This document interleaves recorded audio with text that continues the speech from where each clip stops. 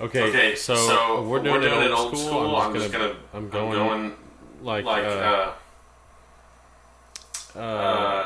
backwards with this, and we're gonna hope that this works. So.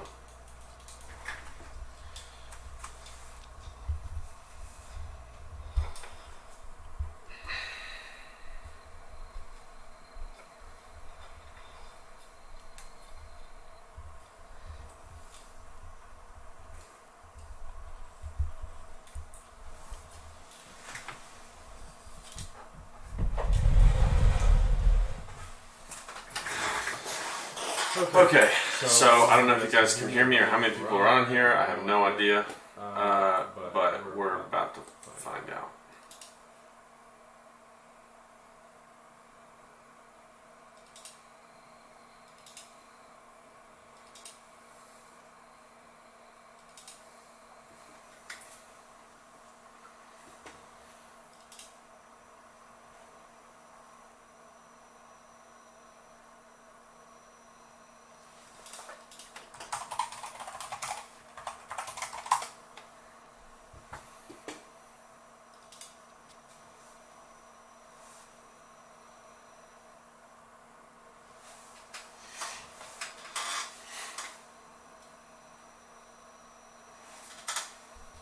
Okay, so let me know if you guys can hear me.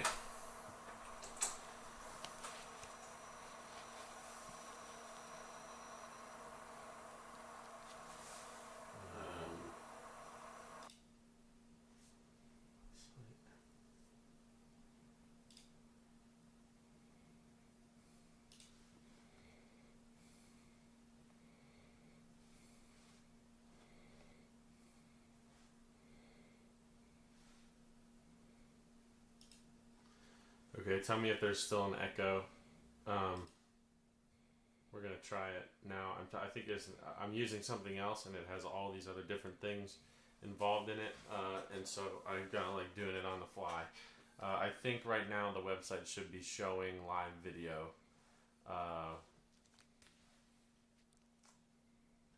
So that should be working. I apologize for everybody. This is very frustrating to me. So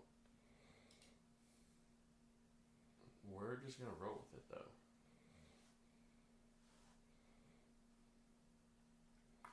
Yeah, it's gonna sound, the video quality and the audio quality is going to be pretty bad right now because of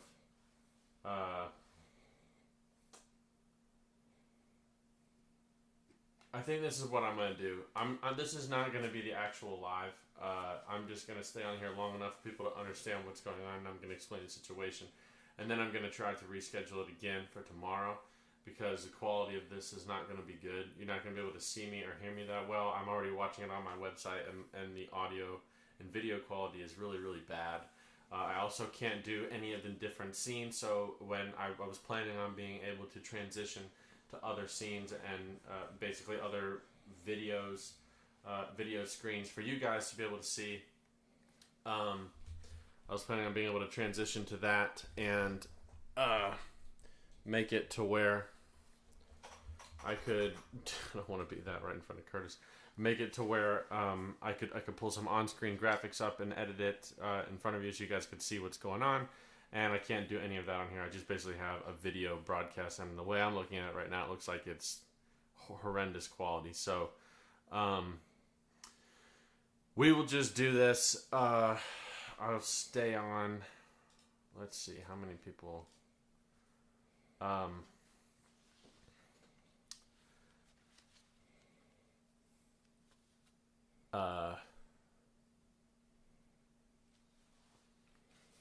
Okay.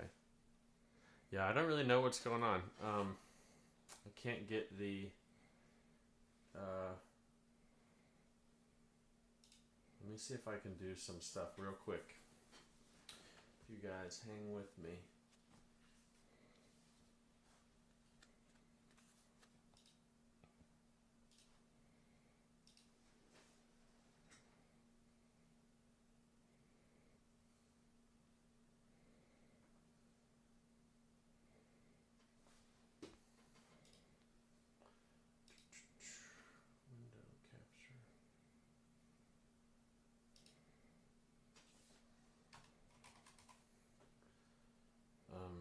this is going to be...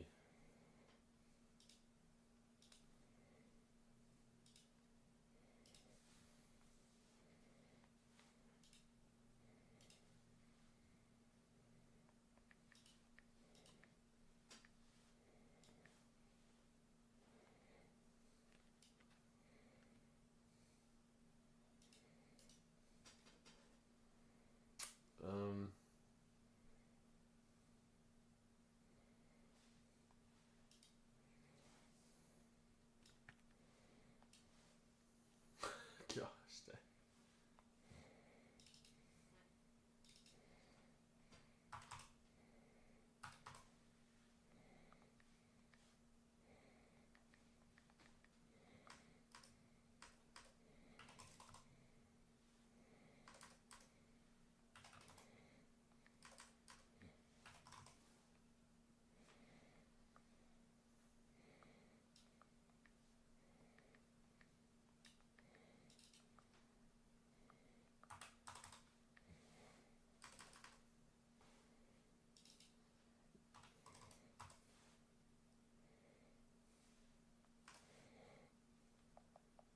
Let's do...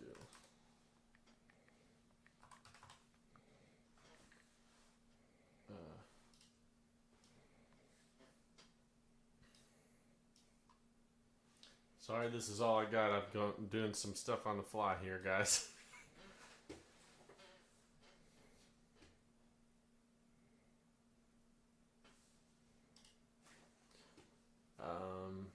Okay, and let's see what else we got. One more thing. I think that's about all I need for now. I won't be able to do any other screens or anything like that, but that's all I got. Okay, so let's just do this. We'll start answering some questions. Sorry about the chaos, and I'm going to do another one tomorrow. That's going to be better.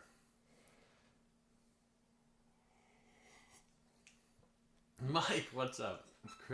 Chris and I had an affair one night while listening to Beyond the Podium. Oh, man. Okay, so... let me see this.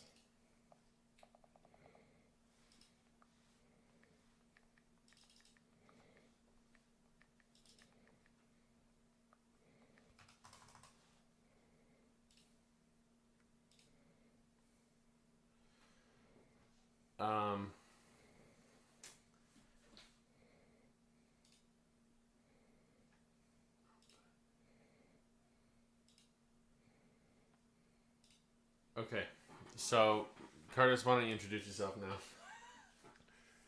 What do you want me to say? I'm Curtis Dunbar. I'm a student of David Radulovich's and well, they know shooter, who you are. Shooter, competitor. You want me to wave? Yeah, there you go. That's all you need. I can wave. Nice little wave. Yeah. So I know that there's some people on here that have not been on here before, but I need to preface this with the fact that it is generally much more organized, much better presentation of things, but I don't know what is going on with my whole process. So we're just gonna roll with it. I had to do some live editing on the fly to get the chat to go up so people can understand what I'm talking about and how I'm responding to people's questions. So let's do this. We'll start off. I'll do this as much as I can. It won't be a super long live because I was planning on bringing up some on-screen graphics of things, and I can't do that in this program. I can do it in this program, so now that I know that this is working and the other one is not, I'm probably going to just use this tomorrow, but I'm going to need a couple hours to build all of the system that I was using in this program compared to the other one. So I'm not going to do that right now. If you're watching live, I think you might be seeing me doing it right now. There's some delay on this. So that was just a quick little process. Anyways, let's open it up for some questions for anybody that listened to the most recent podcast with Curtis. We were just going through finishing up the rest of the recording on that now. So we'll open it up to some questions if you guys have any. A little Q&A. And for me or Curtis is a great person to have on here because he, has been a student of mine for a long time. He can explain things pretty well, and is a great instructor actually, and offers a different perspective. So I talked about that a little bit in the podcast that we released. So I think this would be a good opportunity to be able to kind of bring up some questions that you may have about, for him and I to discuss different experiences that we've had together, or what a certain process that I have talked about so far in the podcast was like, and to hear a live perspective where you can ask questions, somebody that is more, in the middle of things. I think it'd be pretty valuable. So we'll open it up for questions for now. And while that's happening, I'll see if I can edit some of the other stuff. So Ron Schwartz Curtis is wanting to know, what was the thing that we did to your glasses? Ron, we cannot tell you the answer to that question because I'm about to release that in an episode tonight, so or tomorrow. Yeah, we're just finishing that part. It's a tricky thing. But basically, we played around with some neurology, and did some pretty cool stuff. But we talk about it for almost an hour in the next episode that I'm going to release. That's a recorded episode. Yeah, no, cliffhangers are no fun. Oh man. That's what I'm gonna do. Let me add one more thing.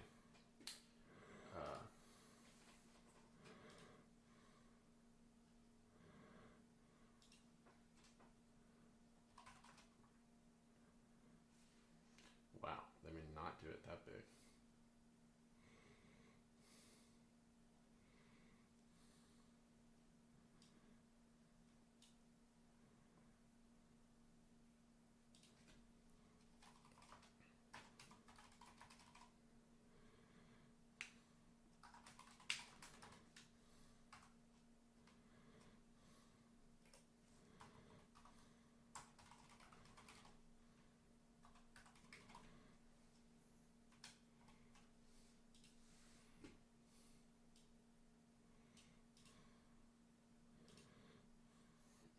Gosh, this program is old school.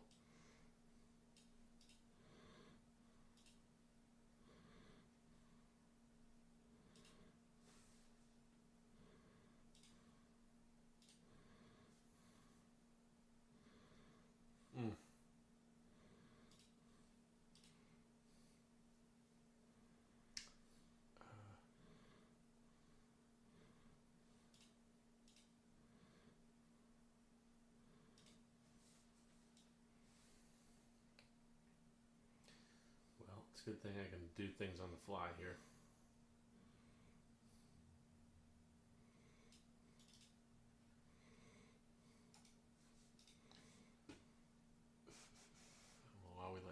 While we let the questions come in, I'll just do this. I'm trying to make it. The reason why I'm trying to push everybody over to that other this other website is because it doesn't have it. Basically, it always will it will always show the current live video. So right now, for some reason, when I'm having this problem with these other programs that I'm normally running that are actually way better than what I'm using right now, it basically won't. If the stream gets dropped, it's always going to be in the same place. You don't have to search through my YouTube channel to find the live. And I apologize because that can get pretty annoying. Seems like there's a little bit of a lag. There's always lag, yeah. Yeah, there's pretty good lag. Well, no, that's on purpose, built in. Oh, okay. Yeah.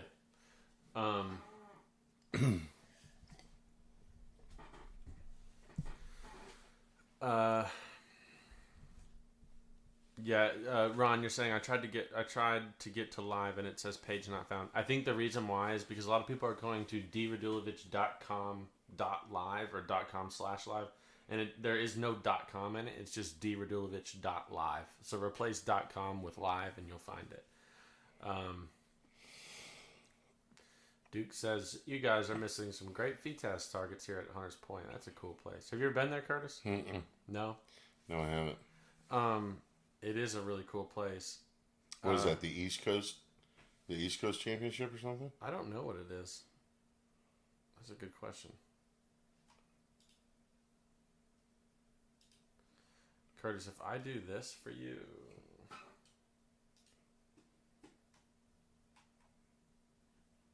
won't let me zoom. Well, never mind. Can you see the chat? No, not really. It's too small on your thing? And it's lagged. That's okay. There's always a lag in the chat and a lag. Oh, and when you move that around, it like totally enlarged it there to where it was like one word. What? That's you playing with it. Yeah, I forgot. So it played it. It played with it. No, it doesn't. Yeah, I was trying to zoom in so you could see it better. Yeah, that's okay. You just read it off to me or something. Okay. So, what's up, Austin? Where's Hunters Point? Hunters Point's in North Carolina. North Carolina, yeah. Yeah. South Carolina, North Carolina. Washington, North Carolina, or South Carolina, I think. Yeah. Okay, so Brandon says, can you describe what your mentality was like when you were finishing your 100 straight this past weekend? I think I would be kind of cool to... Curtis, can you touch on that, like what you observed, and then I'll explain what it was? Yeah.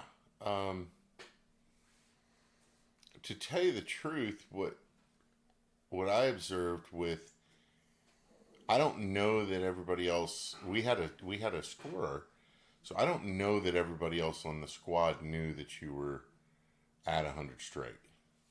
I don't know that they realized that you hadn't missed anything. I thought that you hadn't, and how you handled the last station, because in fact I thought that you maybe shot the last station last.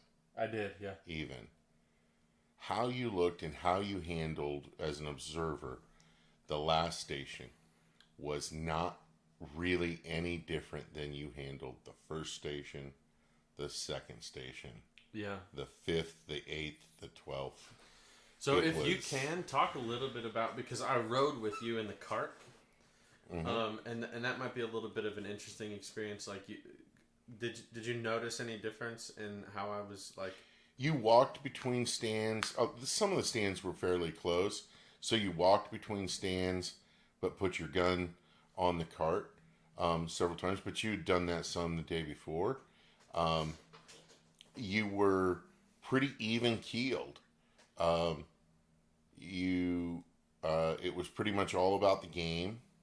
It made, little conversations about how Dawson was shooting, about how Haley was shooting. But not, you weren't jumping around. You weren't all that playful. Yeah. But you also weren't, just looking at your shoelaces, thinking about things all the time. You were just kind of even-keeled David, is what I would have said, and, as my interaction with you, that's kind of the way I tried to keep it for you, because I knew how you were shooting, and, and I'm not going to bring up you haven't missed any or anything like that. Right. I may know it, but I'm not going to say anything. If you said something about it, I might say something with you, but I imagine you knew that you hadn't missed any, but you're not coming back to the cart, with 2 stands left, saying all I have to do is run these next 2, and I'm straight, because that type of thing builds anxiety. That's the wrong focus. Well, I mean, to be fair though, I am thinking about that a lot. Basically the best way to explain what happens when you're in that type of setting, when you're in that position and around, you, I don't try to force any conscious thought, and I also don't try to avoid any conscious thought. I just let whatever happens happen in my head, and just accept that it's human. It's also I've been in that situation enough times with ending it in success and ending it in failure, that I understand that the more that I try to suppress negative thought and focus on positive thought, that the more that just leads down a road to where I'm spending too much time trying to influence my thought process instead of trying to do what I need to do to be able to shoot 100 straight. So I just accept, like, yeah, I'm a human being. I'm gonna have nervous thoughts. I'm gonna have negative thoughts. I'm gonna think, well, what happens if I miss one here? You know what I mean? We had a few stations. Towards the end that made me really nervous, and and so I was allowing myself to think that all that kind of stuff. But basically, the mindset that I'm in is that I don't really care about shooting 100 straight. I'm separating my thoughts from the result of what's happening, and I'm just trying to stay process oriented and understand what it is I need to do in order to do as best as I can. And also I'm totally like at peace with the fact that if you look at that round through the filter of sports philosophy, that I'm not at 100 straight yet, and anything can happen. And you know, if I've got 2 stations left, that really I'm at an 88. And so I'm not trying to protect anything. I'm just trying to move forward and progress through and do what it is that I'm doing all day long and have done my whole life to do. The biggest thing is that I'm not too wrapped up in wanting a specific result. I'm okay with shooting whatever score that ends up being. I just got a few messages from people on, like, I think Instagram or something, that are saying they can't comment on the live thing. I'm gonna show you how to do it real quick.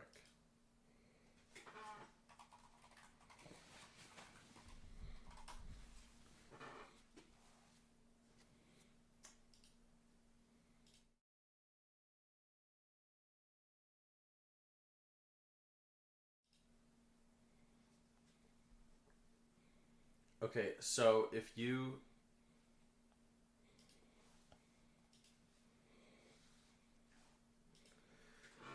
go, I can't show it on this program, unfortunately,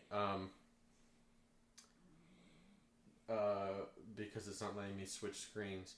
But basically, let's do this. I'm gonna switch screens, and it's gonna force the screen to go black. So just expect that, and know that you're gonna lose audio too. So just give me a few seconds to do something on the other screen, and then I'll come back.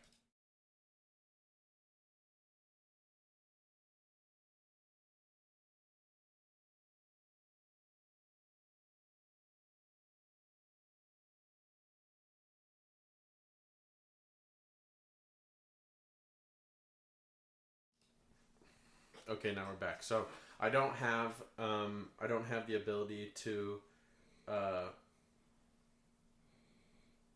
don't have the ability to quickly add audio. Actually, I do. I'm just gonna do it.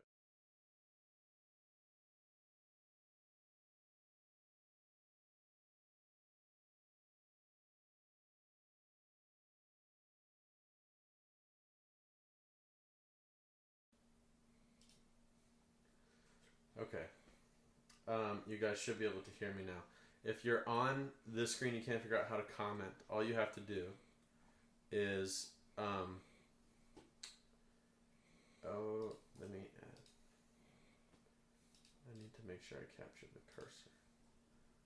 Okay, all you have to do is scroll up to this top thing right here. You'll see it's like in the top right corner. It looks like a message and now an arrow. and now a YouTube thing. You just click that and it pops the chat out, and then you will go into and you sign into chat. So you can pop it in, pop it out, and that's all. Okay, so I'll get back to answering some questions. So,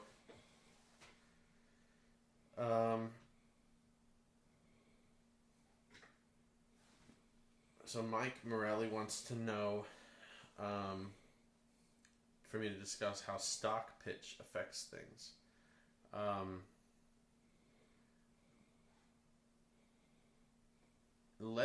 Let's do this, guys. I would like to, while I have Curtis on the podcast, we can save questions that I can answer by myself for another time. But let's talk. I would like to talk about things related to either, like questions that you can ask him to filter through his experience, or some of the stuff in that most recent episode that we released. Or anything like that. That because you got to leave tomorrow, right, Curtis? Mm-hmm. Yeah, so I don't want to waste that time.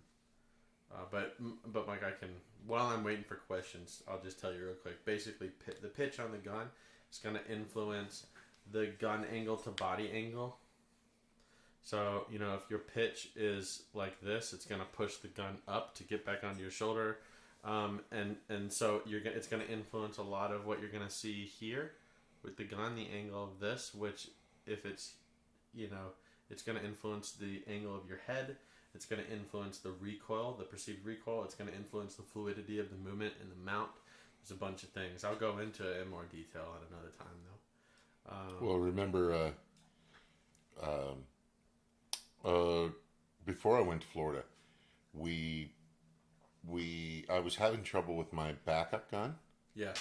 And I had a feeling that the settings, because I run TSK stocks on both. Yes. And the settings were off, and so we put all the gadgets on it and the measuring sticks on it to check it, and it was off. Yeah. And I had a feeling that the thing was shooting way high, almost the exact same gun. Yeah. Same barrels, almost the same wood densities. If you put them on the scale, they're within an ounce and a half total gun of each other. And I thought I had them set the same. Yes. And my backup gun, anything that wasn't in my face, I was over the top of. And we found out the pitch was way off. And so was, and the comb was a little off. Yeah. Mostly. I mean, there was a couple of Well, the pitch being off hugely influences the comb. Yeah. The pitch being off influences the height of the gun. You can basically with a really steep pitch, you can get the gun. Think of it this way: if your body is perfectly perpendicular and you have really, in my opinion, bad pitch for sporting clays, the gun's going to be very perpendicular to your. If you have very vertical posture and you have bad pitch for sporting, your gun is going to be very perpendicular. A good pitch for sporting clays gets the gun somewhere like this angle in your body, and so if you have a perpendicular gun angle to body angle, you're going to need a lot of height in your comb to get the gun in the right position. But if you have more of a sporting stock pitch, you're going to need less height in your comb because the pitch is going to bring your gun up anyway, and that's going to force you to get the gun parallel to the ground. It's going to force your posture down. So let's say you don't have a pen, do you, Curtis? Sure. I thought it. Oh, there we go. You chucked it at me or something. Yeah. Okay, so it would be like, bad posture with pitch would be with bad pitch would be this, and if you need to get high, you're going to move the gun wrong, or you're going to have to change your body. I can't even get my hand to do that way. Sporting pitch would be more like this, with a vertical posture of your body, and for you to get parallel with the ground, you would bring your posture down, and so that's why it's going to influence the height of your comb.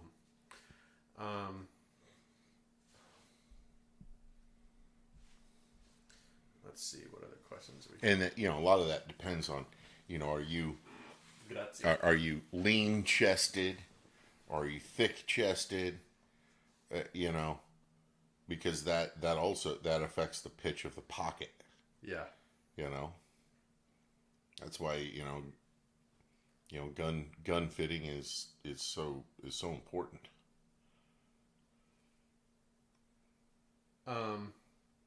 Here's a question that I would like you to answer, if you can. The question is, what are the pros of mounting a gun like us high above the rib? Where your eye is higher than the rib, like shooting flat? flat? Like a higher point of impact, yeah.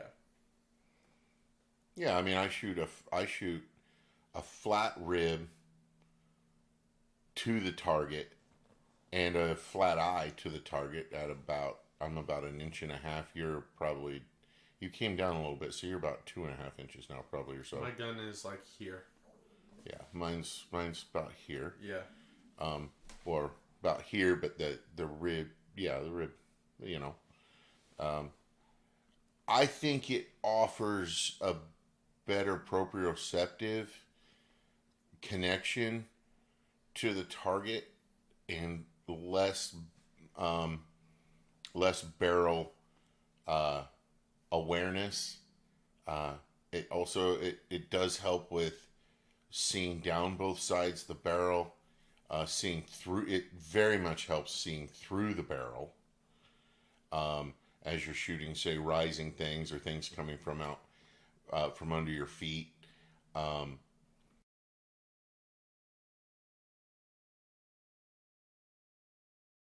For you to keep your complete focus with both eyes, and dominant eye in particular, on the full target. Yeah. Because there's a lot less targets in which the barrel steps on the bird at the shot. Yes. And now, keep in mind, we're not shooting the barrel to eye relationship is both parallel.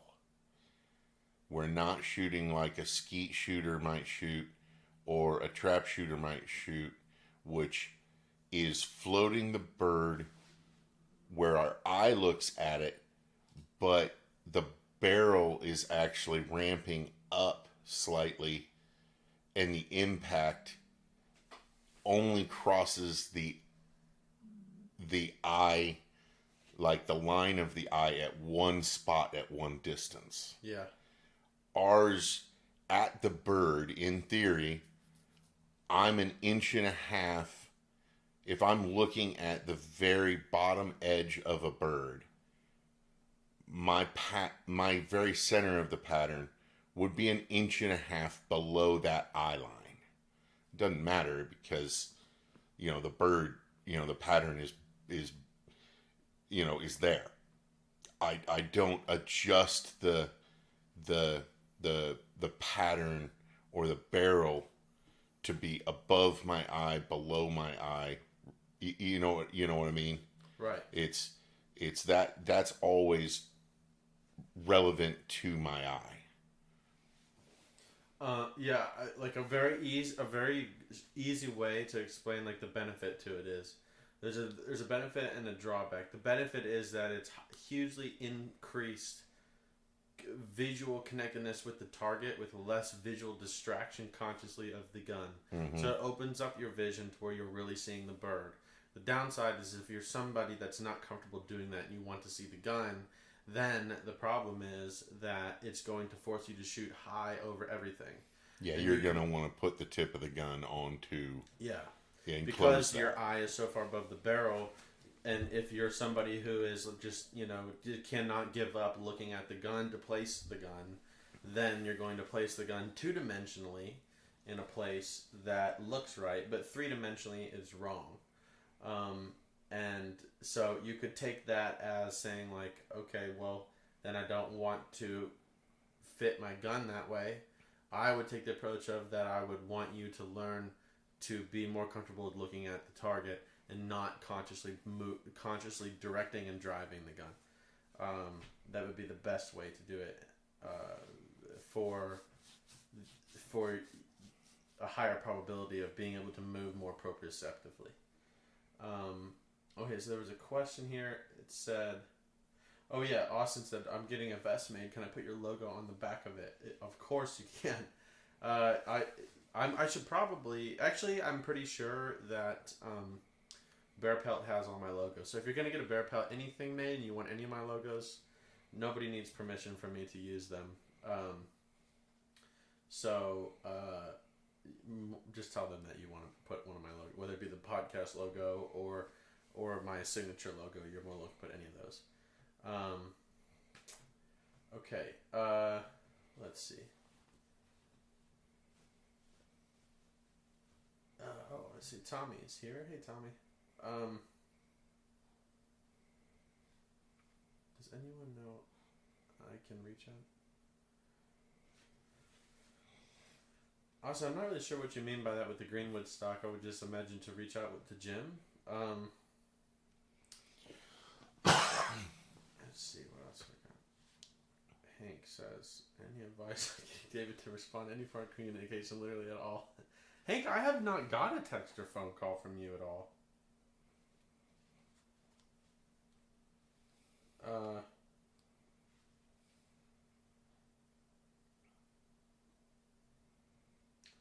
going to text you. Did someone just ask about custom stocks from Greenwood? Yeah. I think the waiting list is extremely long. Yeah, it probably is. I'd reach Rich Cole, reach out to Cole Guns.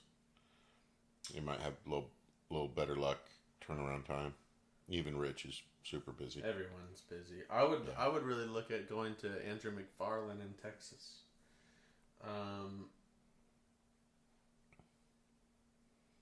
Okay, Mike is saying, since you're answering me, if I'm constantly shooting high with a perfect mount, will pitch help? If you're shooting high with a perfect mount, then you're probably... My question would be, is your eye, how much are you floating the barrel?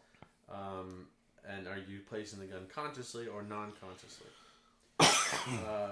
Tommy says, maybe speak a little to the difference in body speed between student and coach and how it relates to shooting the same style.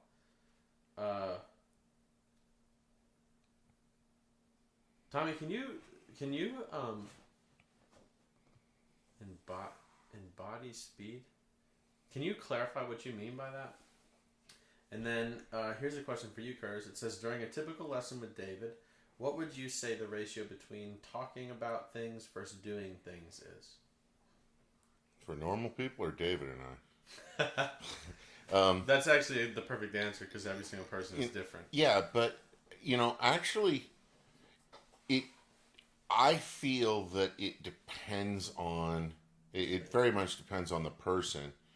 And if you're not understanding what he's trying to get across to you, you're probably going to be shooting a lot. Because some of what David teaches at different levels takes a lot of failure to then all of a sudden have an aha moment, and you see it, then do it a couple of times, and then you're probably going to talk about it a little bit because it's going to be like, wow, I never realized it was like that. Why is it like that? And you're going to have a little discussion about that. Then you're going to move on to practicing that, on different birds or something like that. But if you aren't seeing it and you're not getting what he's trying to give you, the technique, if your body movement is not correct, or if your hands are getting too involved, or your eyes are not connecting with the bird and you're not staying locked onto it, you're going to be shooting a lot until you kind of solidify that and get to a point that you can see and repeat where he's trying to take you. A lot of times in lessons between he and I don't understand what the next level he's trying to, I've got, I'll have everything to this point, and I'll be like, I got this. Well, he's trying to show me something that I haven't imagined yet. And we'll have to shoot maybe sometimes the same bird quite a bit until I let loose enough. Many times is before I let loose enough to allow myself to see it and do it that first time. And then my brain registers that and can start being able to repeat it and can start being able to see it. And then we have discussion about it. And throughout that, I may get frustrated. Like, man, I am trying. I don't understand what you're saying. Well, we'll do it a little different. And finally, there's never been a time that I haven't gotten it, within a reasonable amount of shots and a reasonable amount of time. But there is discussion. And some of that helps. If all you do is shoot, and that's a physical and a visual input into the brain. But one of the best ways to learn is to increase the way that you're taking in information. Just like if you hear something read to you by a professor in school, well, one of the best things to do would be then to read it. And then if you want to go further than that, make notes on it. Now there's a pretty good chance that you actually know it. So having those discussions about what you're about to learn, what you just learned, is a very important part of how David teaches and what you're trying to learn. Yeah. I would say the biggest thing is to answer. I forget who asked that question again now. I don't see it anymore. But I would say the biggest and best way to answer that question. The biggest way, that doesn't even make sense.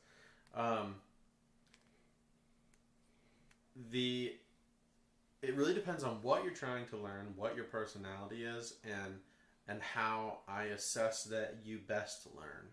So I will say that I definitely am not somebody that's going to...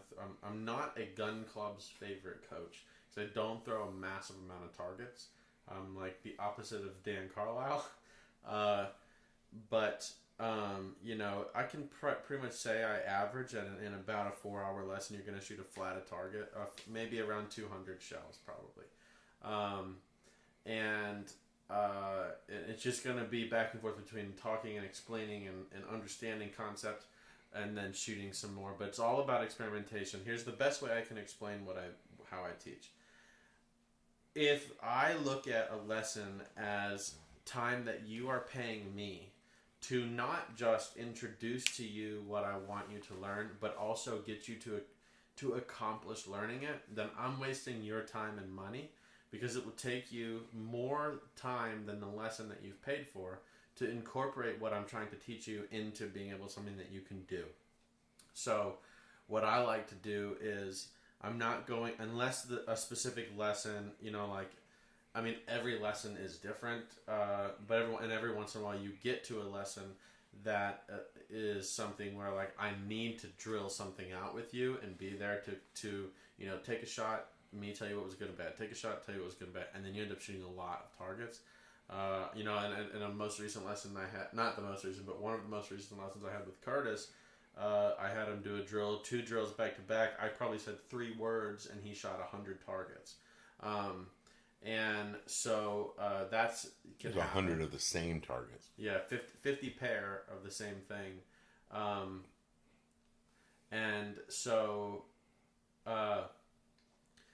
But my approach to giving lessons is that, I'm not going to waste your time in getting you to cement the thing I'm teaching you. I want to introduce to you the things I'm trying to get you to learn, show you how to learn them, get you to experience what a perfect one is and what a bad one is, tell you how to remember that, let you leave with drills to learn how to practice that on your own. That's the goal, because then in your practice, when you're done with that, and you feel like, okay, I've learned and fully seated everything we worked on in the lesson. Now it's time for a new lesson, and that's the best way to do it. So not a massive amount of shooting, because neurologically it's just not going to be that beneficial. Okay. Mike says, day and a half with David can be summarized as this: we enjoyed a lot of laughs, incredible insight, but mostly mechanics without thinking about it. Talked a lot, but didn't filibuster our time. Yeah, and that was while I was making money on the targets I sell.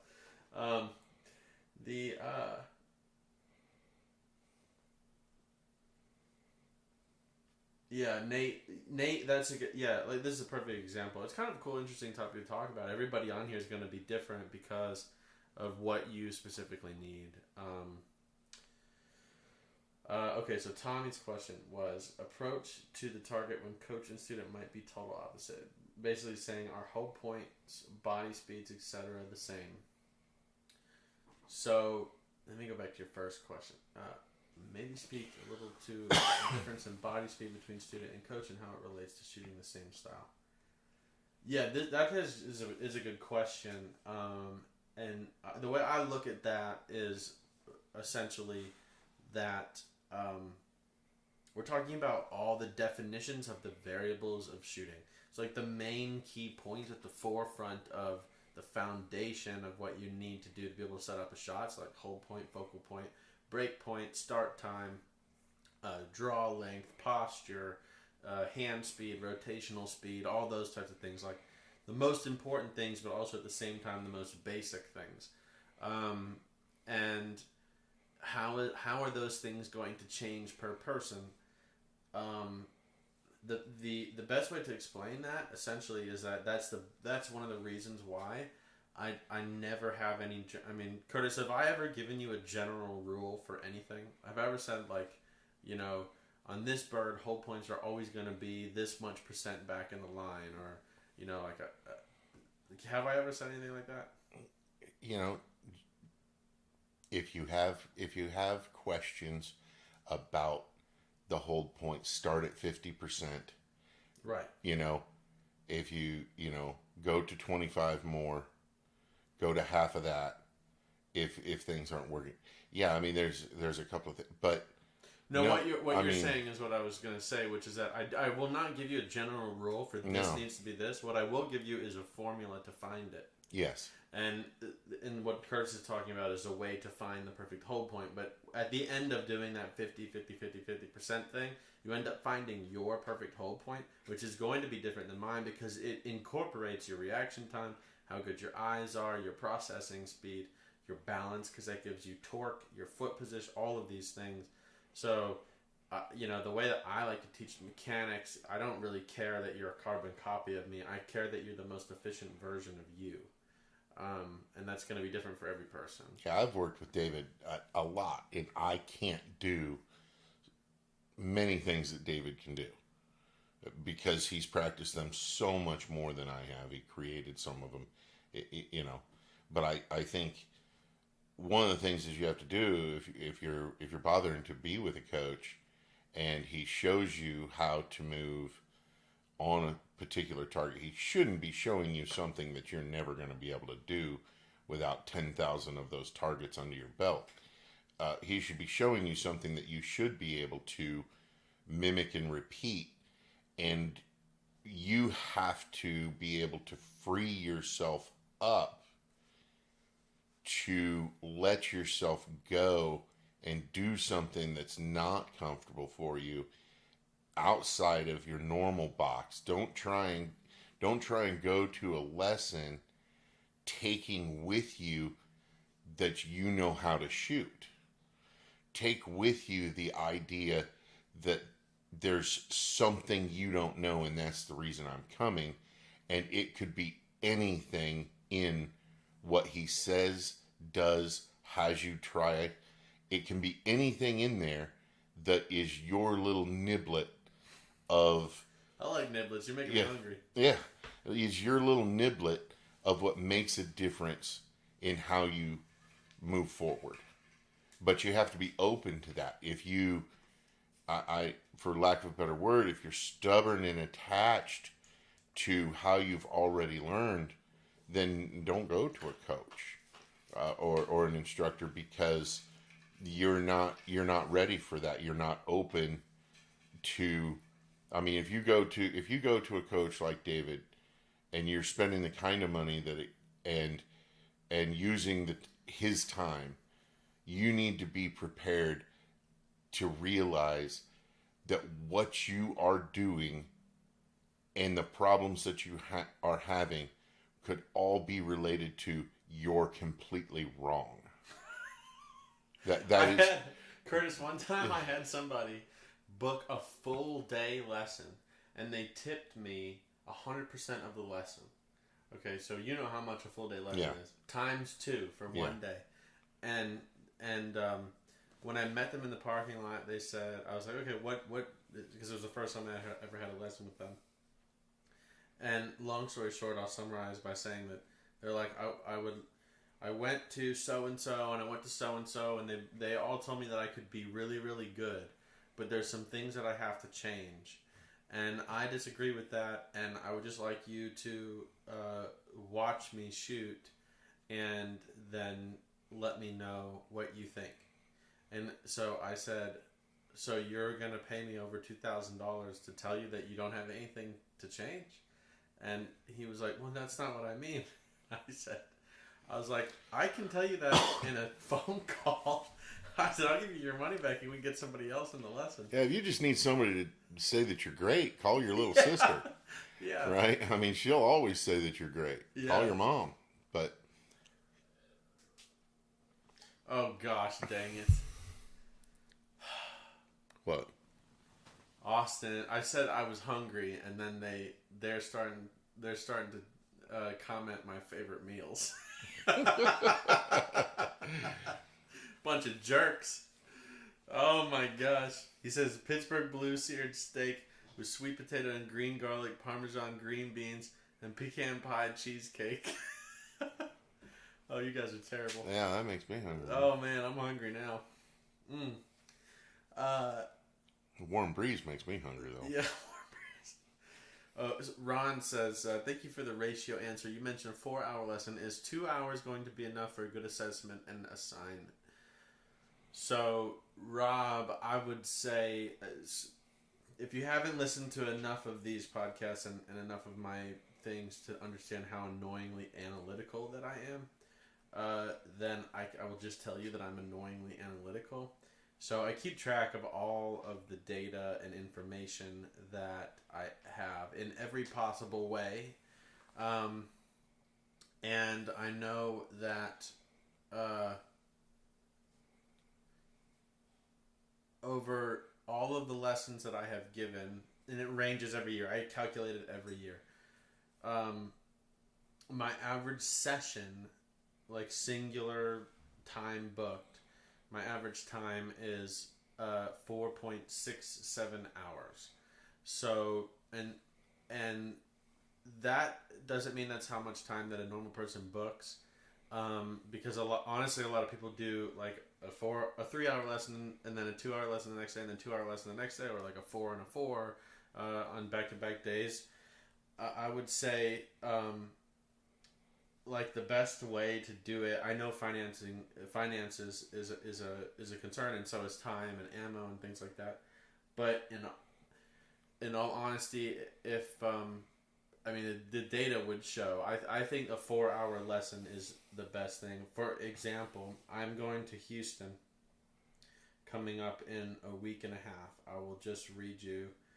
The first day, I have a 4-hour lesson, a 2-hour lesson with a guy who's been a long-time student, and then a 3-hour lesson finish out the day. Tuesday, I have one person all day. Wednesday, I have one person from 8 to 1, and then somebody from 1 to 5. Thursday, I have someone from 8 to 2, and then somebody from 2 to 6. Friday, I have somebody from 8 to 6. Saturday, I have somebody from 8 to noon, and then it says 1400, 2 o'clock to 6 o'clock.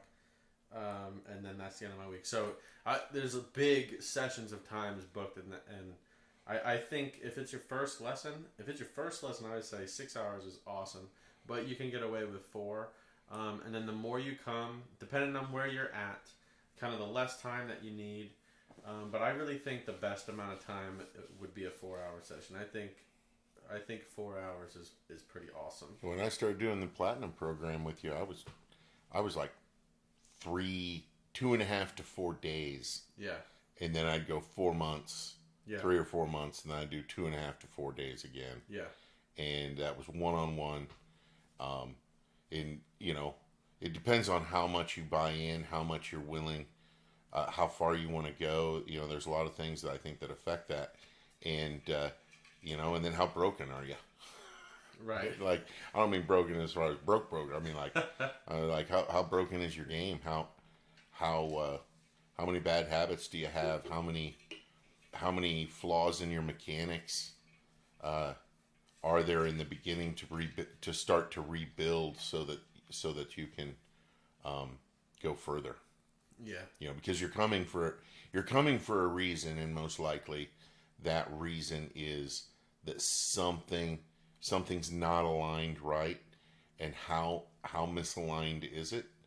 You know, I mean, if you were to say, you know, the guy that you shot the first round of the Make or Break championship with last weekend, David King.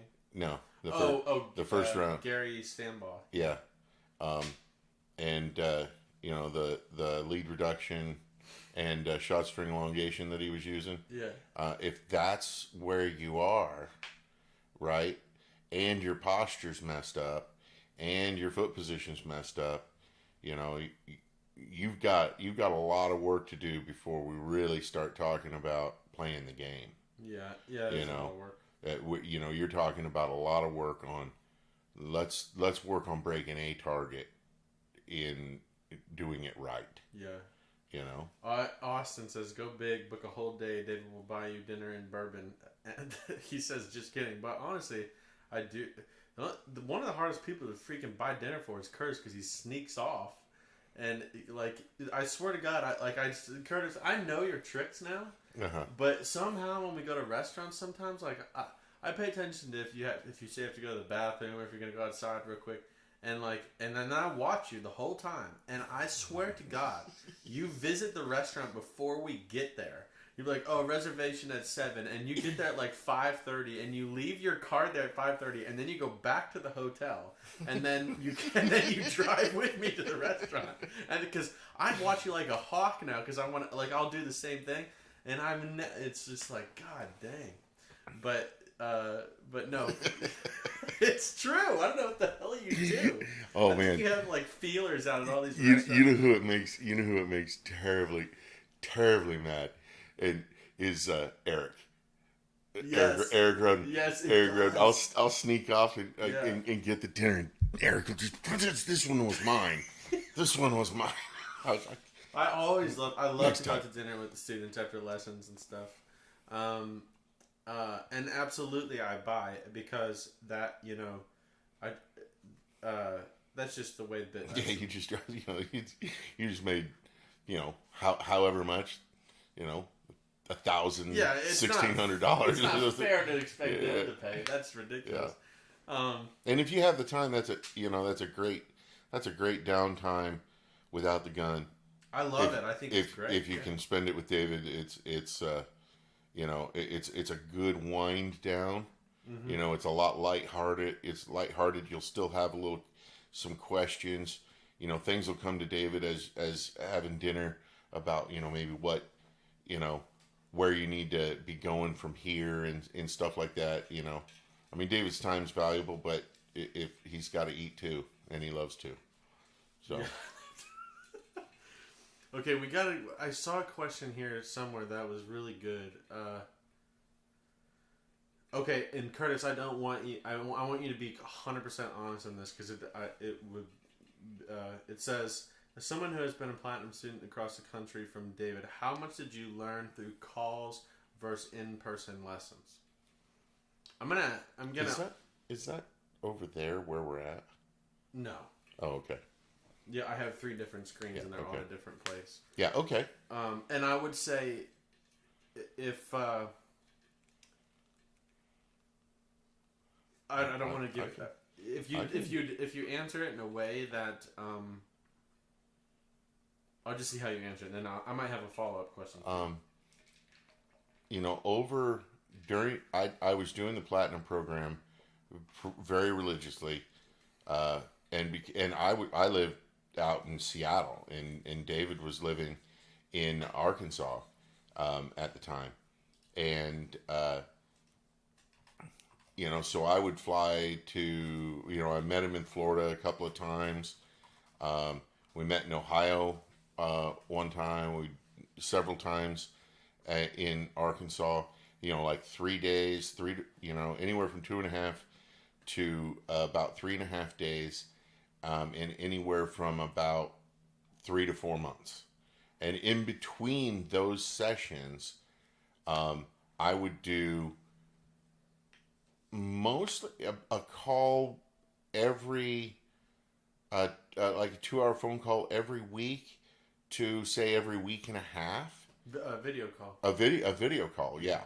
But you know that was in the early times. I was taking, you know, I had a tripod in my phone, and I was taking videos of myself taking shots.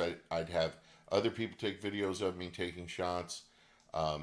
I would pre-plan all kinds of questions and comments.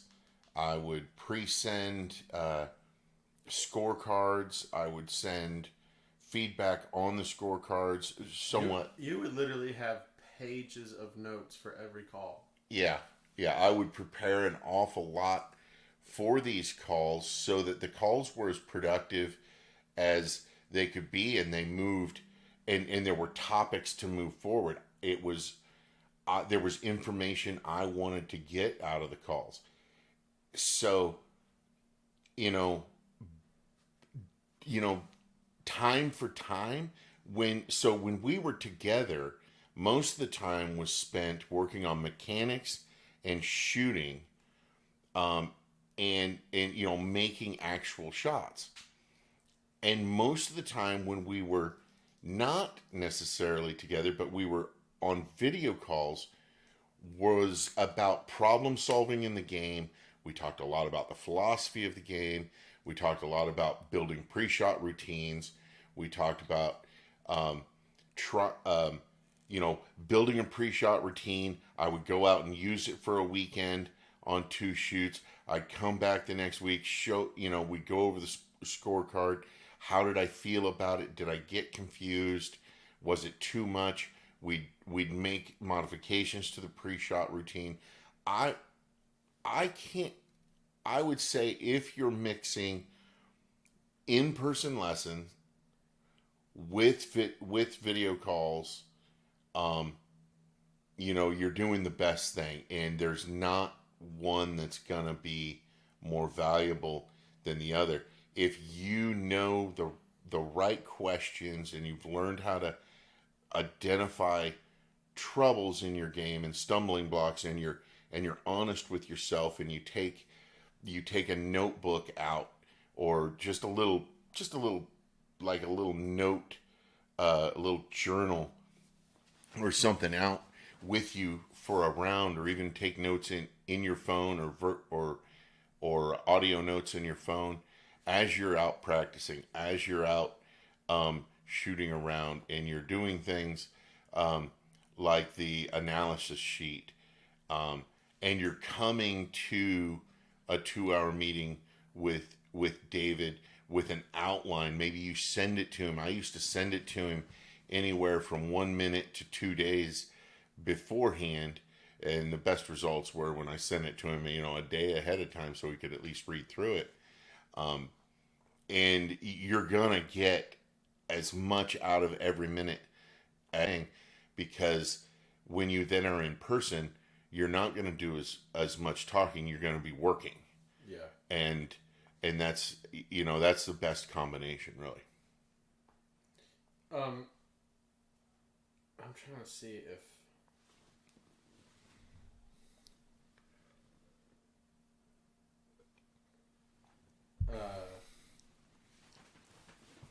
Yeah, bring up an old set of notes. Yeah. We go Dropbox. Yeah, I got it.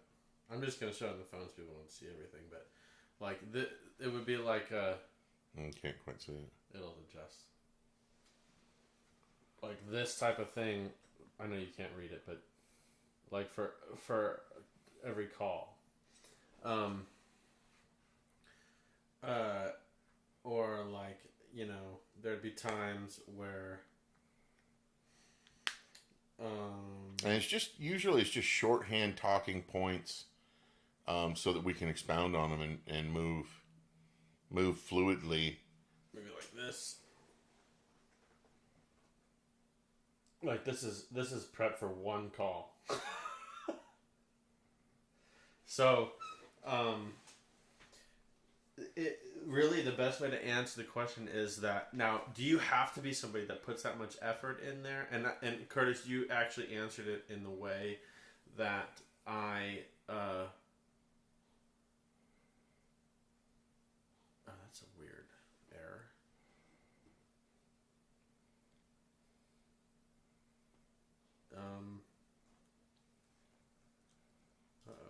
Looks like it's still going.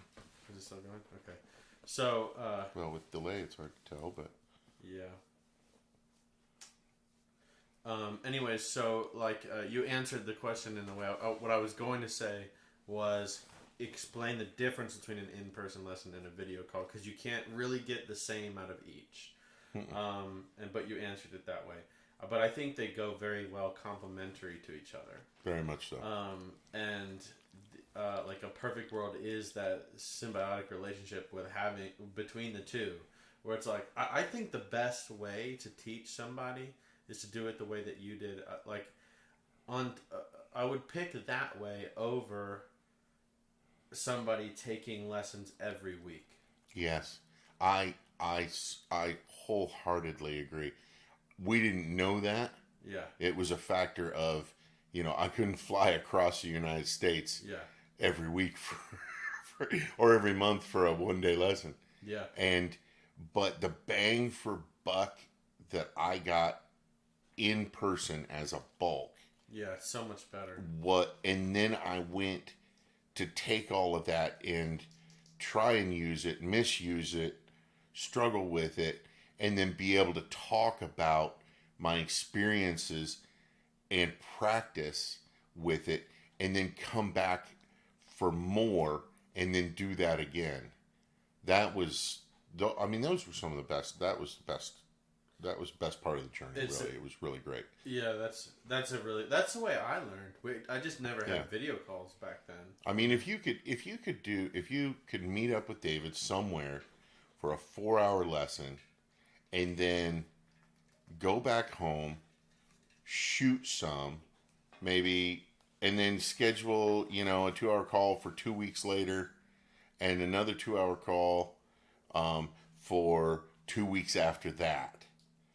All focused on what you had learned in your 4-hour lesson that you maybe traveled to see him for. That you're going to get, if you're engaged in it, you're going to get so much out of that, because you're like you're able to circle back to what you were supposed to learn. It turns it into more of a lesson. I mean, it turns it into less of a lesson and more of coaching, which is really what you're after. Yeah. Mostly, I think. Yeah. Curtis, do you want to hear the scoop of 2 more of our listeners' dinners? Oh yeah, sure. Okay. I'll be on Uber Eats here in a second. We have a herb crusted pork tenderloin with black cherry wine reduction, honey and rosemary with balsamic vinegar sauce, sautéed squash and onions with homemade sweet yeast rolls. Ooh.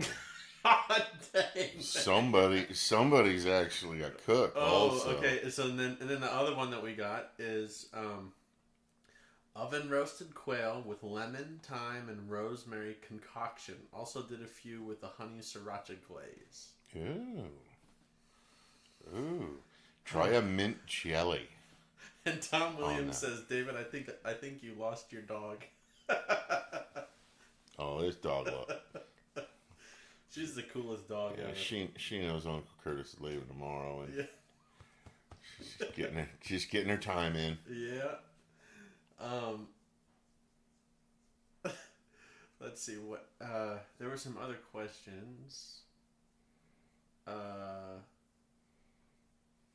Brandon says, what are your thoughts on learning how to win in this sport? When you get to a certain point, everyone knows how to shoot, but not everyone knows how to win. I think we should not answer that because that's kind of talked about in the podcast we're about to release. Do you agree? Mm-hmm. A little bit. Yeah. Yeah. Let's see. Thoughts are that it is a hell of a journey to get to that point. Yeah, the summary of it is it doesn't require, you don't learn that in any way other than experience and failure. There's no pill to take. No. There's no magic fix in your mechanics.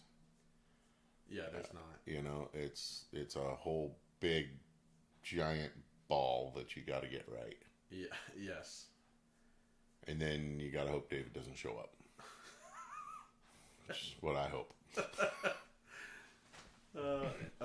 Hank says the level of organization, he's talking about the whole video call thing, seems 100% impossible for two people with ADHD. I think, Hank, the best...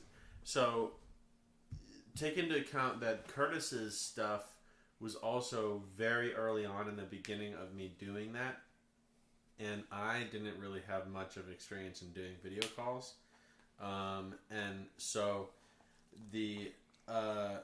you know, like, if that's something that you can't, you know, like, having that much prepped stuff is too hard, then really the only thing I need are topics. Jot down some notes and shoot them over. Yeah, like... Take a picture of it with your phone. Yeah. And text it to him a couple of hours maybe before. Yeah, like I mean... a sentence per thing you want to talk about, and it makes... And then that allows me to collect my thoughts so I know where to go. And the thing about it is, with all the information that I have for all my students and what I know about them, it's very easy. I mean, I have a Evernote. It's a program on my computer, and for every student that does video calls, I have a notebook for them that has a new note for every video call that we've done, and their page is long.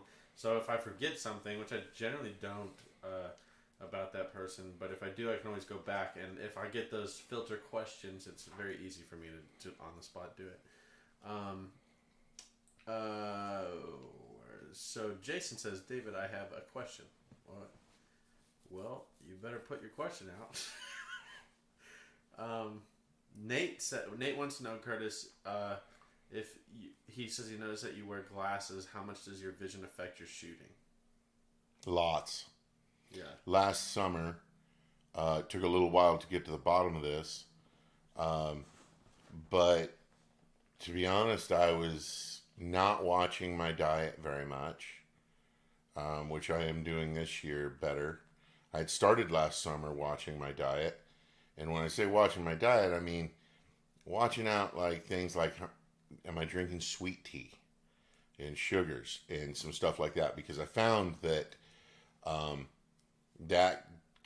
it started drastically affecting me later in the summer as it got hotter and I was drinking more sweet tea, and I blame it on sweet tea, but there was other things there too. Vision affects hugely. Now, how much does my prescription affect it? You know what, it's what I know. And it's what you'll know as long as your prescription is good, your glasses are good. I don't advise using. Hey, Tommy says, let's not be knocking sweet tea. No, I'm not knocking sweet tea. I would advise using, like a single glass lens, not doubling up, if you can avoid it, because you'll get refraction between the two lenses.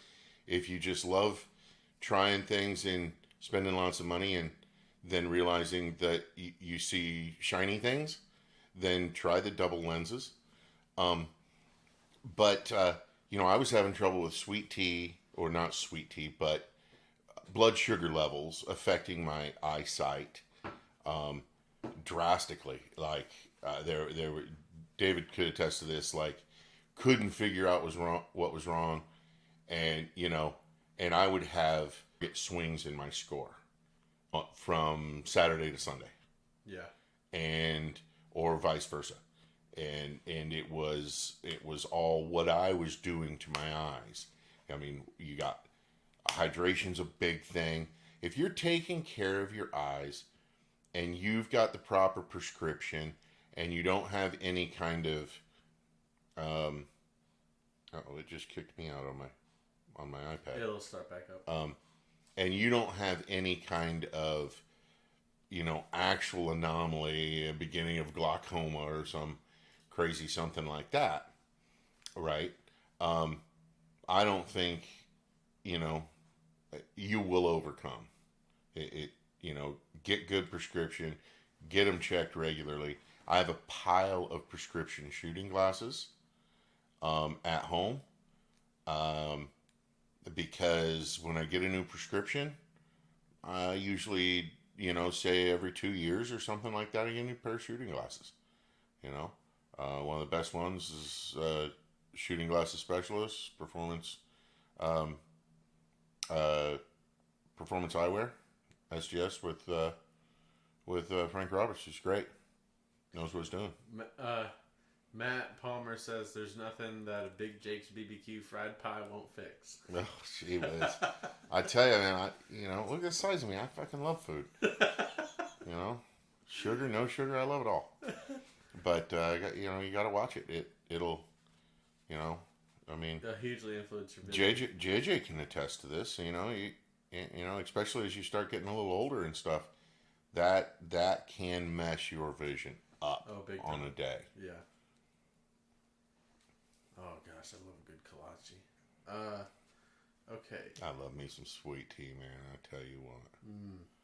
Boy. I drink it by the gallon. Well, I'm about to learn you something about them sweet teas. You get you some sweet tea. We've now come up with a business plan.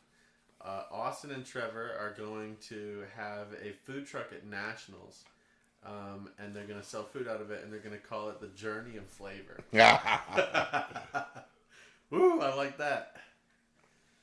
Little filet mignon bites. Fillet mignons. Fillet mignons. We can get Sean from the Dead Pair podcast to wrap the truck. Ooh, yeah. Jason, I don't see your question. It says, David, I have a question, and then I don't see any other comment from you.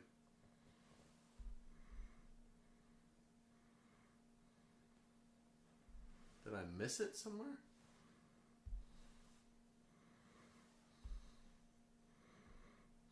I don't see it.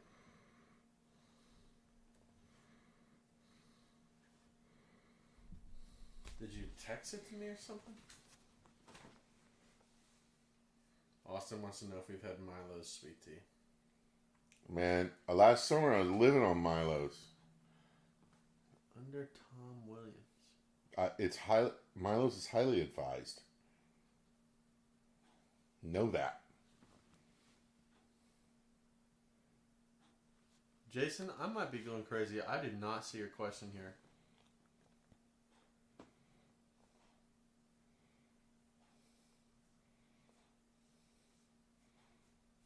Jason, did you hit enter? He says it's under Tom Williams. I'm scrolling all the way up to the top. I have not seen it. I can't see.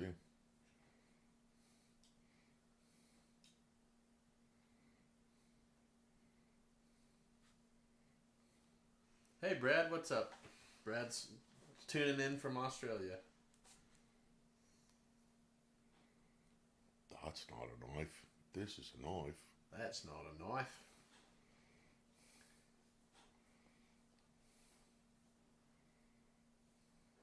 Jason, I think you're screwing with me. I think I know him. He's messing with me, getting me to look like an idiot.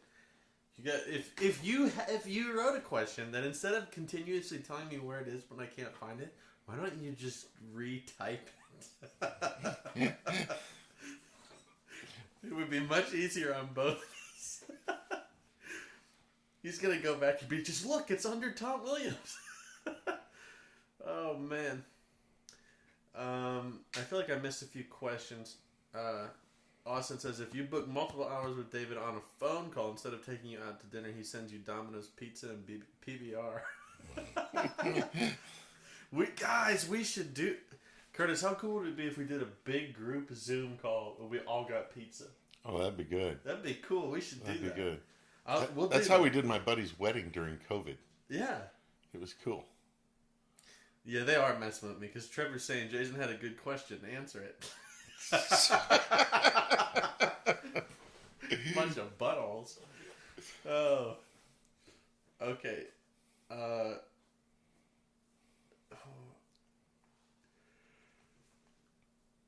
What else we got?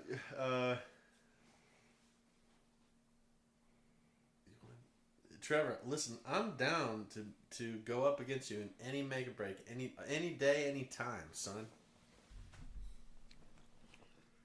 And he wrote it in Braille. That's why.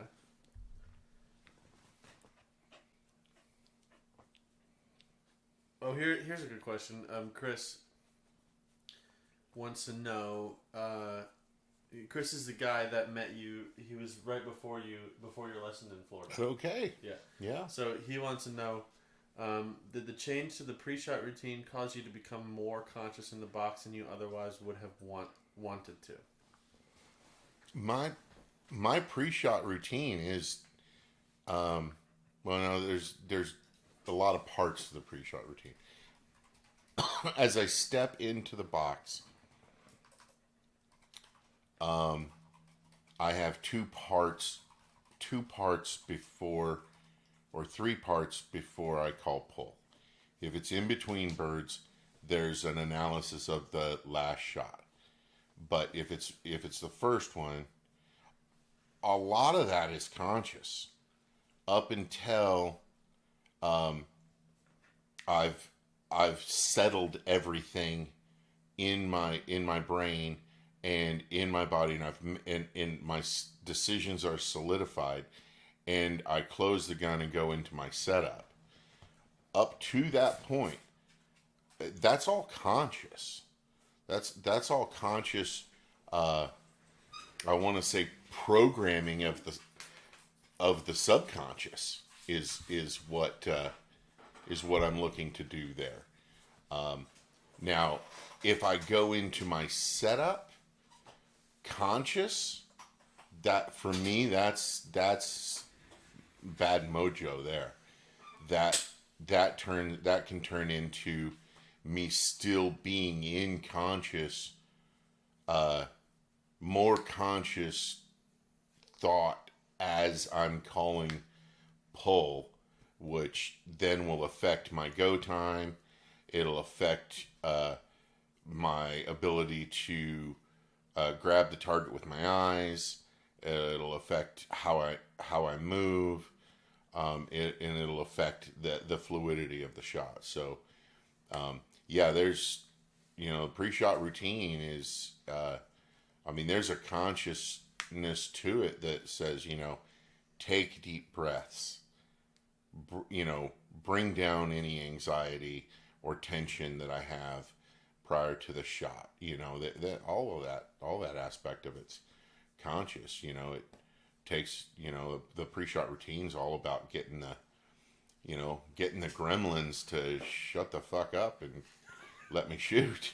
If the gremlins are still shouting at me as I close the gun and do my setup, ramping up to calling pull, then I'm screwed. Curtis, we YouTube monitors for language. Oh, that one? Yeah. Yeah. So it'll just, sometimes they delete video if you have too much, so just make sure. Okay. I don't care. Yeah, I got to get the gremlins to be quiet. Let's see. When people that believe in God die, they go to heaven. People who don't have to follow David and Wendell's squad. That was hilarious. Did you hear me? Yes. Yes. It's not that bad. Wendell's worse than David, actually. Thank you. I've shot a lot with Wendell over the past year, and he stares at clay ghosts. I get such a bad reputation for how long I am to shoot with now, but it's all because of how long I used to be. Yeah. I really don't take that long anymore. I mean, Wendell even says that you were the slowest shooter that he'd ever had. I was at one point. I was the reason why they changed some. Okay, I'm getting a text from Jason, and he thinks that I'm messing with him, and I can't see his question. Now I'm very confused. Someone else typed the same question in. Yeah, somebody listen. Instead of this BS, somebody just type the dang question. I'm sitting here, and we talking about questions. We talking about questions. I'm sitting here, MVP. We talking about questions. We talking about questions. We talking about questions. Man, I'm MVP.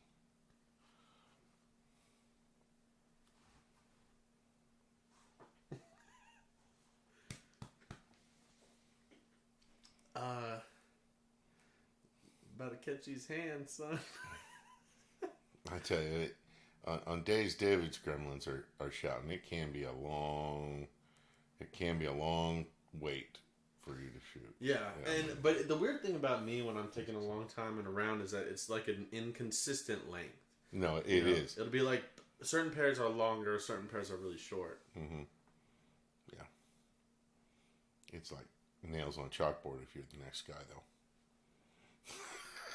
What's that? It's like nails on a chalkboard if you're the next guy. Yeah, it is. Yeah. You can be a little bit like, God, come on. Mm-hmm. It's just 2 trash can lids. Break them and be done with it. Yes. Okay, I think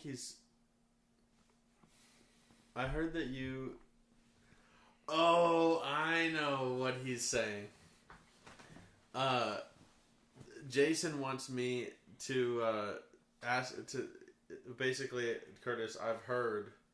I already messed this up, Jason, I'm sorry. What's it say? I talked to him on the phone, and he wanted me to remind you. It says that I heard that you, a masterclass shooter, that a masterclass shooter from Ohio, beat up on you in the make or break at Jack Link's. From Ohio at Jack Link? Oh, that's Rambo. Yeah. That's what it was. I shot. Rambo got up there and he's like, he breaks like everything, and I'm like, one. I just had nothing for him. Oh man, I had nothing for him. We walked out of there. I was like, thanks. He did. He whooped me. He was on to the next after he was done with me. I got a shirt out of it though. It's like me and David King at the Architects. Yeah, it was worse than that. Gosh, that was. It was like, here, let me throw a crosser right in front of you. Both of you guys miss it. Yeah. Man, I'll tell you what, Curtis. You see this graph? Yeah. This is these big dips in this graph here. I think something is wrong with my Wi-Fi or something. Because that graph is how many people are able to be connected, and so it's kicking them off and letting them back on. Yeah. Very weird. How many does it say are connected right now? 13. What? Yeah, it just got it jumped. I mean, at one point it kicked it down all the way to 2 people. Oh. And then it goes back up. I'm guessing I'm watching my other stuff, and it's like buffering a lot, and then YouTube is saying like no data, and then it'll have this yellow. So I don't know what's going on. I've seen it buffer on mine a little bit, but it still seems like It still seems like you're there. Yeah. Oh, see, there we go. It just dropped. It just dropped down to 0. There's something weird going on. I didn't notice. Let me look, because you're on a little bit of a delay. You can always scrub forward with that.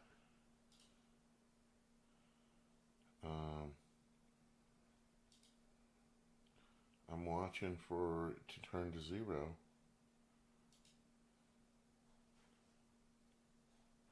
Well, you won't see, you'll see the chat, the participants live, but you won't see the video live.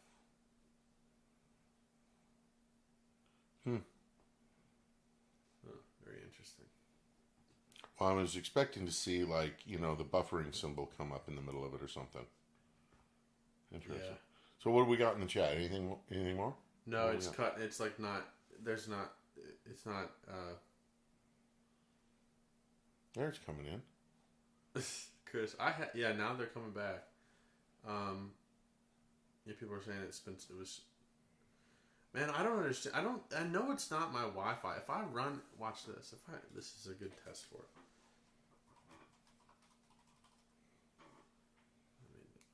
Let me go back over here.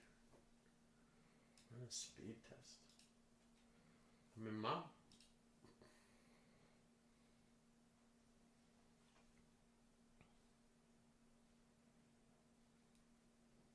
mean, it's clearly not my Wi-Fi. While I'm streaming, I'm getting 400 megabits per second steady. Who do you 412. Who do you use? Xfinity, and while I'm streaming, still I'm getting 40 megabits upload. I mean, it's definitely not an internet issue. And do you see these lines coming through? It's like just dead straight, so that's really good. Mm-hmm. It's not like peaking. Well, and see, it's going back up also. Yeah, I don't know what's going on. See? Well, see if anybody's... Yeah, everyone's saying their video keeps hanging up. Oh, so they're just lagging a bit. Oh.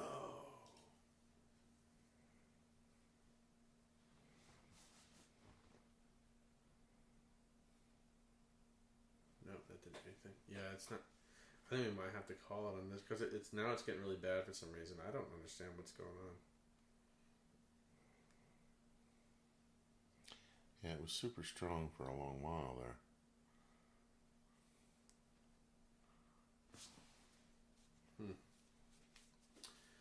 Yeah, I keep getting this weird error. It says YouTube is not receiving enough video to maintain smooth streaming. As such, viewers will experience buffering. Don't know why. Unless Xfinity is throttling you. I know they're not for monthly usage, but I've not experienced that. No.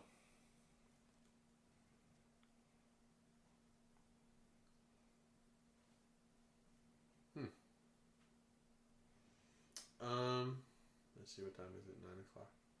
Well, why don't we do this? Well, I'm going to feed Bella real quick, and while I go do that, everybody on here, if you have any other questions, keep in mind this is not, I've got to figure out what's going on here. I don't understand why it would work flawlessly, and I've changed nothing, and now it just doesn't work at all.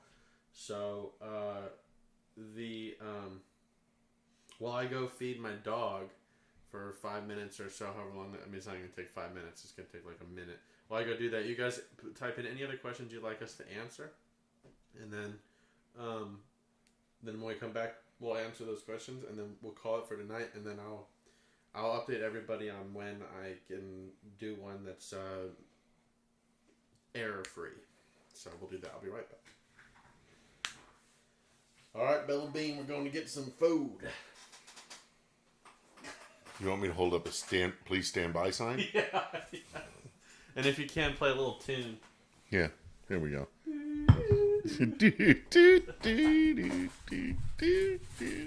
Old Beller. Do. Maybe get that banjo out, Curtis, and start playing it.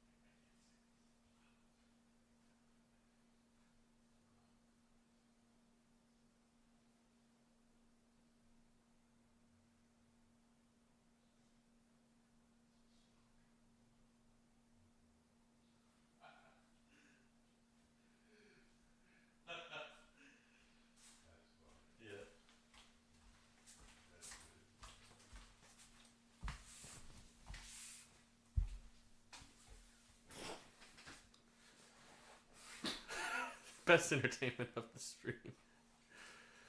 Oh no, Austin! I fed her. She was really hungry at like 3. Normally she's hungry at like 5, so I gave her half of her food at 3, and then I figured I'd just give her the other half later on.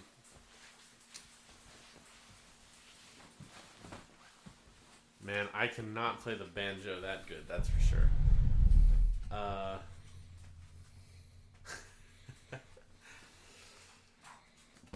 Okay, I think we're good on questions. There's definitely something wrong with something here, and I don't really know what it is. Who knows? Okay, cool. Any other requests for anything topic-wise or entertainment-wise?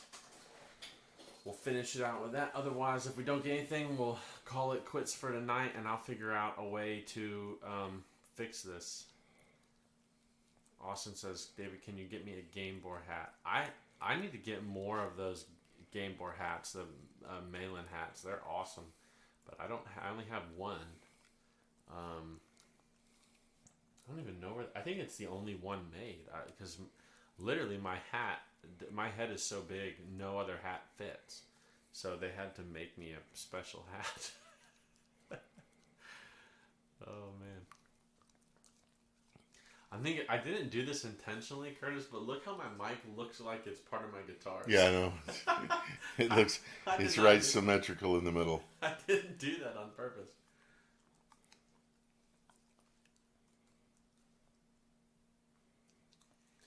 How do we do a live acoustic jam? Like multiple people in on playing? That would be cool. It wouldn't be possible though, I don't think, because of the buffering. I guess you could probably do it. Zoom doesn't really buffer. Yeah, you could probably do it on Zoom. We could get on Zoom and play, and then stream the Zoom call. Did she eat all that food already? She looks like she's still picking it out of her teeth. She's licking her chops like... She does that all the time.